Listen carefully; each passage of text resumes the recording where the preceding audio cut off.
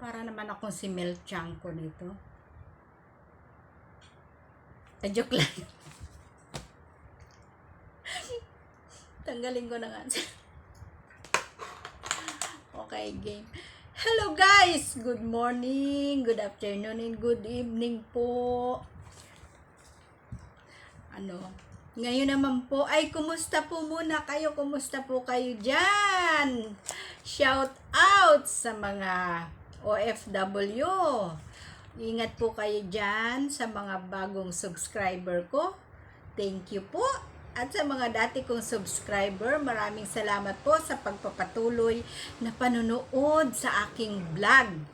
Ayan, kahit hindi po kagandahan ang aking vlog, pinapanood nyo po. Maraming salamat po. Ngayon naman po, magre-reaction ako sa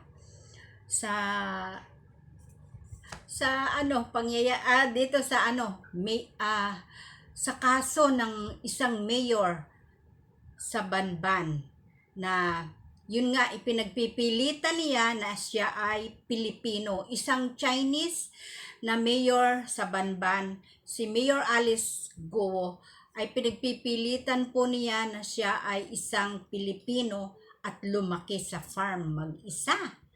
Ayan. Pero si Senator Sherwin Gatchalian ay hindi ma-convince na ang mother niya ay si Amelia Leal na isang Pilipino.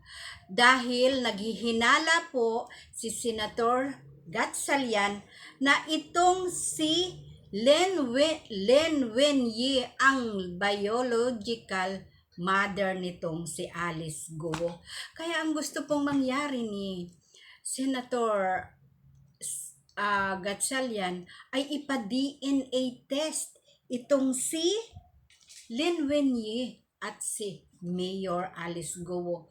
Pero ang tanong, ma-DNA test pa ba kaya? Tingnan nga natin kung anong gusto nito ni Senator Gatchalian. Panoorin natin. Warehouse doon at lumalabas na ipinakilala itong Lin Wenyi na tunay o biological mother ni Alice Guo. Kaya ang aking panawagan sa kanila, mag-DNA test sila. Sino po? Sino si Alice Guo? Si Alice Guo at si Lin Wenyi. Pero hindi po natin hawak itong si Lin Wenyi. Ayan po, nakita nyo, napanood nyo na talagang gustong ipa-DNA test ni Sen Gatchalian. Pero ang problema po, hindi pa naman nila hawak itong si Lin Wenyi. Kaya paano naman nila mapapa-DNA test? Ang ingay ng tricycle sa amin. Paano naman nila mapapa-DNA test ito? Nawala pa naman sa kanila. Di po ba? Napakalabo na mapatunayan na talagang isang Pilipino, tunay na Pilipino itong si Mayor Alice Guo. Hanggang dyan na lang po muna ang aking reaction at maraming salamat po sa inyo. Bye-bye. God bless po sa ating lahat.